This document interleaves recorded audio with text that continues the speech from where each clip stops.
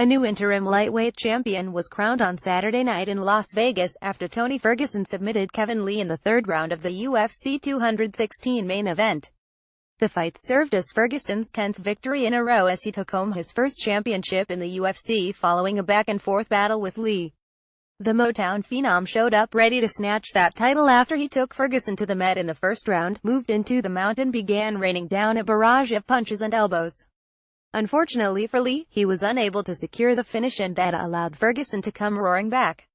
Related: watch it all go down once again by ordering the UFC 216 replay now. Following a takedown from Lee in the third round, Ferguson showed off his slick Brazilian jiu-jitsu by first going for an armbar before transitioning into a beautiful triangle choke that trapped Lee with no chance to escape. Lee was forced to tap out, which meant Ferguson could celebrate as he now had UFC gold wrapped around his waist.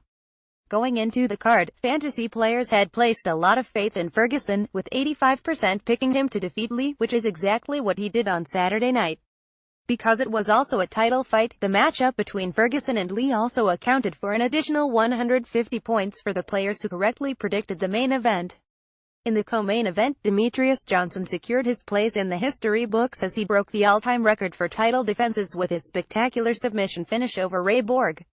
Johnson finished the fight with a huge suplex while simultaneously transitioning into an armbar that forced Borg to tap out.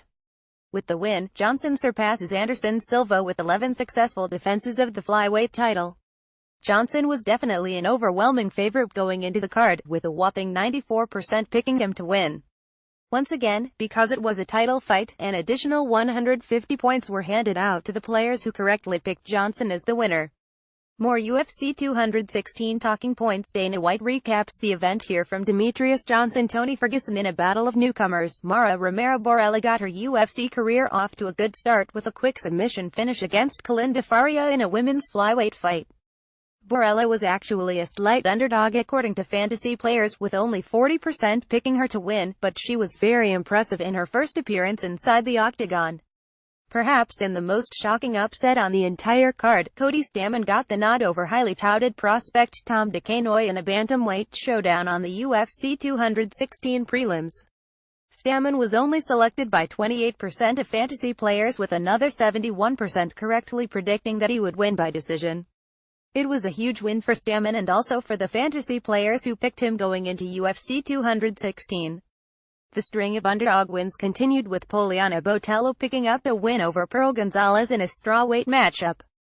Botelho was selected by only 31% of fantasy players, but she also earned those who picked her an additional 40 points because it was her first time fighting in the UFC.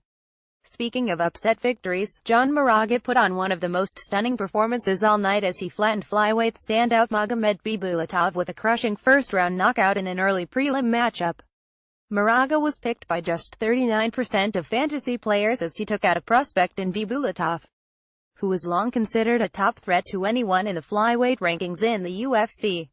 While the upsets were certainly pouring in at UFC 216, Brad Tavares and Matt Schnell got the night started off right for the favorites as they both got wins in the early prelims.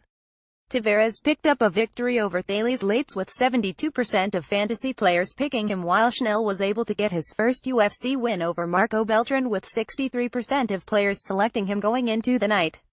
All told, by the end of the night, while also considering two draws that took place at UFC 216, 4 favorites came away victorious while 4 underdogs also got the job done on Saturday night in Las Vegas.